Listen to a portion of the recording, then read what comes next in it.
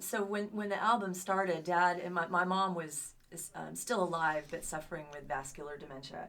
And Dad started writing poems to her at my house in Studio City when he came out to visit. And he wrote this beautiful tune called Lilacs. And then he started putting it to music. And he was really obsessed with it. He said, "This is the best thing I've ever written." And it's all about the lights going off in your head. You know, all the memories just disappearing. And he remembered Mom walking through her grandmother's pathway up on Time Boulevard and how they would smell the scent of lilacs, which they believed was the spirit of her grandmother. So that's where the tune Lilacs comes from. And if you listen to the lyrics, he evokes that. And it's all about passing memories that are leaving you. And it's really very sweet and very, very sad. So what started out being a tribute to my mom has now become a tribute to my father, because he passed away in September 3rd, 2020.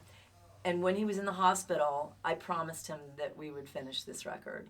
And I got Ray on the phone and he said, "Of course, we're gonna finish this record." This record was incredibly important to Dad. He knew it was his last. We had many arguments on the phone about song selection and too many Willie Nelson tunes, and we always had a thing about the volume of the strings versus the vocal, and I always felt like maybe I wasn't heard enough, and so we would kind of battle it out in the studio. But we always came around, and he was so excited about this record, and he said it was the best work he'd ever done. And I found all these arrangements. They were sitting on his piano after he died, and we had to do it. So we're going to have the luxury now I get to sit with the tracks, listen to them for a few weeks, and then go back in and do my final vocals. So it's my tribute really to both my parents. And he insisted that the title track be Lilacs.